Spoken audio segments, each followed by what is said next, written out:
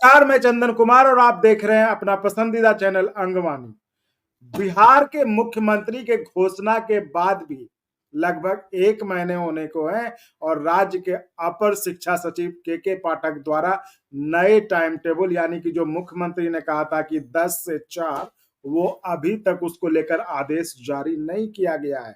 अब पाठक साहब अपनी जिद पर अड़े हैं या क्या कारण है पता नहीं, अब तक आदेश जारी नहीं हुए। लेकिन इन सब के बीच हम ये जानने की कोशिश करेंगे कि क्या ये 9 से 5 जो पाठक साहब जिस टाइम पे अड़े हुए हैं, क्या वो बच्चों के लिए ठीक है?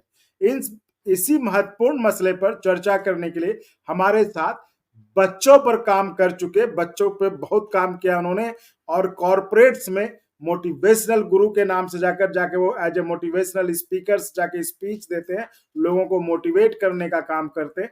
जेएस एजुकेशन के डायरेक्टर और बिहार बाल श्रम आयोग के उपाध्यक्ष रह चुके हैं राजीव कांत मिश्रा जी, वो हमारे साथ हैं, अभी भागलपुर से जुड़े हैं। राजीव जी, स्वागत है आपका अंगवानी पर। सर, ये हमारे बिहार में आप चूंकि कई जगह कॉर्पोरेट्स में बड़े बड़े जगहों पर जाके एज ए मोटिवेशनल स्पीकर आप लोगों को मोटिवेट भी करते हैं, बच्चों पर भी आपने बहुत काम किया है और अभी आप बाल श्रमिक आयोग के उपाध्यक्ष भी हैं।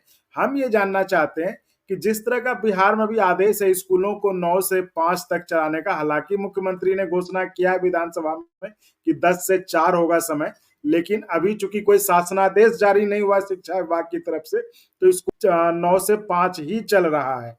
ऐसे में बच्चों को क्या जबरदस्ती रोकना ठीक है? क्या बच्चों के लिए ये माहौल ठीक है, बच्चों की पढ़ाई के लिए? चंदन जी, ये इस बात पर डिपेंड करता है कि ये 9 से 5 का क्यूरिकुलम क्या है। बच्चों के सर्वांगीण विकास के लिए जरूरी है कि उनकी जो पढ़ाई लिखाई होती है, साथ साथ उन्हें खेल कूद में भी और विभिन्न क्षेत्रों में उनका विकास होता रहे, तभी इस तरह की बात होनी चाहिए।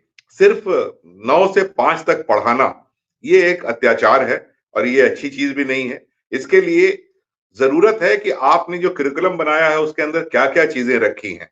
अगर आपने उसके अंदर में उनके सर्वांगीण विकास की बात रखी है, हर क्षेत्र में अगर उनको काम कर रहे हैं, अगर उनको घर जाकर के पूरी संतुष्टि होती है कि आज उन्होंने पढ़ाई भी की, आज उन्होंने खेल भी खेला, स्पोर्ट्स भी उनके साथ हुआ, उन्होंने पीटी भी किया, शारीरिक व्यायाम भी किया, अच्छा भोजन भी इस बीच में उनको मिला, अगर ऐसी व्यवस्था है तब तो 9 से 5 कोई दिक्कत नहीं है। लेकिन अगर सिर्फ पढ़ाई पढ़ाई पढ़ाई की बात है तो ये फिर कहीं से भी बहुत उपयुक्त नहीं लगता।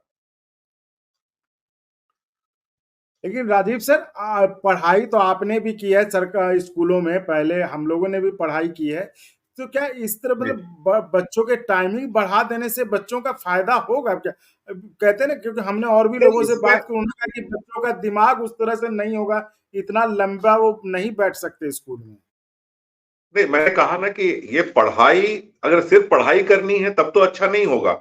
हम लोगों के स्कूल के समय 9:30 से 3:30 हुआ करता था, जहां हम लोग पढ़ाई करते थे और उसके बीच में आधे घंटे का ब्रेक होता था जिसमें हम लोगों को लंच होता था, लंच ब्रेक होता था और एक कोई ना कोई क्लास स्पोर्ट्स का रहता था, जिससे कि हम लोगों को स्पोर्ट्स हुआ, क्विज हुआ, कोई ना कोई ऐसा क्लास होता था जिससे सिर्फ पढ़ाई पढ़ाई नहीं होती थी।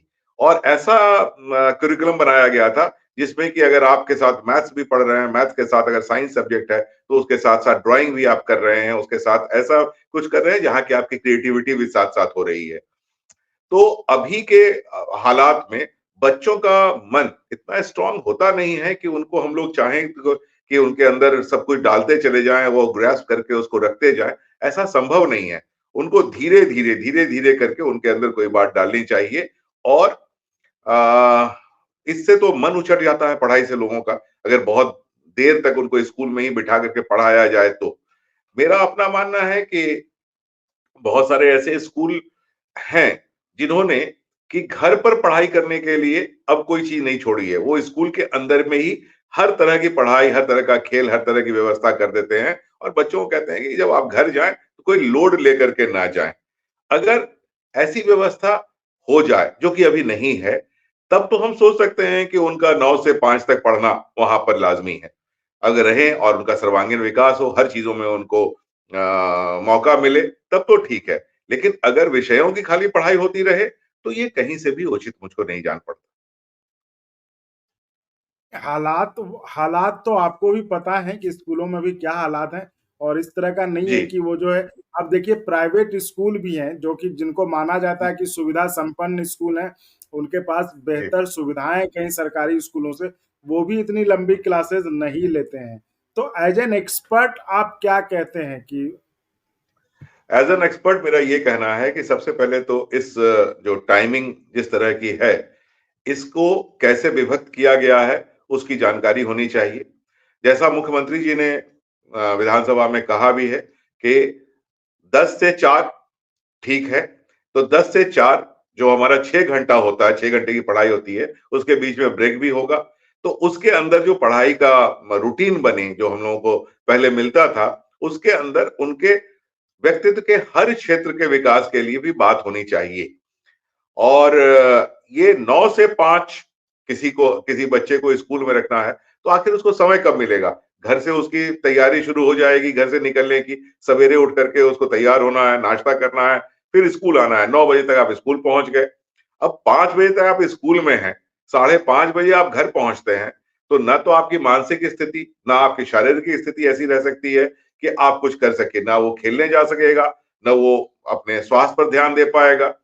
किस समय कौन सा खाना, कैसा खाना खाएगा, जिस तरह की हमारे यहाँ सुविधाएं हैं, तो उनके मानसिक, शारीरिक और बौद्धिक तीनों ही स्तर पर इतना ज्यादा प्रेशर देना कहीं से भी उचित नहीं है। राजीव जी, आप तो चूंकि बाल श्रमिक आयोग के उपाध्यक्ष भी रहे हैं, तो इसमें कोई बाल से मतलब उसका कोई मामला बनता है क्या कि बच्चों को ज्यादा देर तक बिठाने का? ये नहीं बाल श्रम नहीं, वायलेशन से तो नहीं है?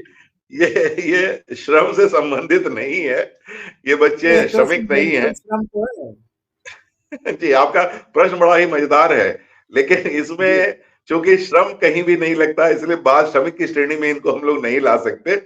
लेकिन हाँ, इस श्रेणी में जरूर ला सकते हैं कि अगर बच्चों का हम जिस तरह से अब बच्चों का भविष्य देखते हैं, और आज की तारीख में एक बात यहाँ पर चंदन जी आपको जोड़ना चाहूंगा आपके इस चैनल के माध्यम से, कि सरकारी स्कूल की जो दशा अभी हम लोग देख रहे हैं, वो कहीं से भी बहुत अच्छी नहीं है। और इसकी वजह ये नहीं है कि हमारे यहाँ शिक्षक नहीं है, ये वजह नहीं है कि बच्चे पढ़ने में तेज नहीं है। दरअसल में जो जिस स्कूल का नाम आपने लिया कि जो बड़े-बड़े स्कूल हैं, उन्होंने भी ऐसा नहीं किया। वहाँ के जो बच्चे हैं, वो स्वयं इतने सक्षम हो जाते हैं पढ़ाई के बाद कि उनको ठीक-ठाक जगह कहीं न कहीं नौकरी लग जाती है। पिछले हम लोगों ने 2 दशकों, ढाई दशकों में ये देखा है, जब से आप उदारीकरण की बात कर लीजिए 1991 के बाद, जो पूरे विश्व में उदारीकरण, हमारे यहाँ से उदारीकरण चला और हम लोग वैश्वीकरण हुआ, उसके बाद एक नए यंग ग्रुप की जरूरत हुई, जो स्मार्ट हो, जो थोड़ी अंग्रेजी बोल सके, कंप्यूटर का ज्ञान हो और कॉन्फिडेंट हो, हर तरह से अपनी बात को कहीं पर रख सके। तो इसके लिए बहुत विशेष पढ़ाई की जरूरत नहीं थी। इसके लिए जरूरत थी कि उनका जो व्यक्तित्व विकास हो, उस पर ज्यादा हम लोग काम कर सके। सरकारी स्कूल ने कभी इस तरफ ध्यान नहीं दिया, वो अपने पुराने रवैये पर चलते रहे। तो वहां से निकलने वाले बच्चों को नौकरियां नहीं मिली, तो लोगों का विश्वास धीरे धीरे सरकारी स्कूल पर घटता चला गया। ये जो आज हम स्थिति देख रहे हैं, लेकिन इसका सबसे ज्यादा फायदा ये छोटे मोटे जो आजकल स्कूल हर तरफ जो फैल गए हैं, जहां की नया ड्रेस और टाई लगा करके, जिन्हें इन तथाकथित बड़े स्कूलों में एडमिशन नहीं मिलता है, उनको इन छोटे छोटे स्कूलों में डाल दिया जाता है। वहां से जब वो 10th या 12th करके निकलते हैं, तो इतनी जानकारी उसके अंदर हो जाती है कि टूटी फूटी अंग्रेजी बोल लेते हैं, कंप्यूटर सीख जाते हैं, कॉन्फिडेंट हो जाते हैं, ड्रेस पहनने का तरीका आ जाता है।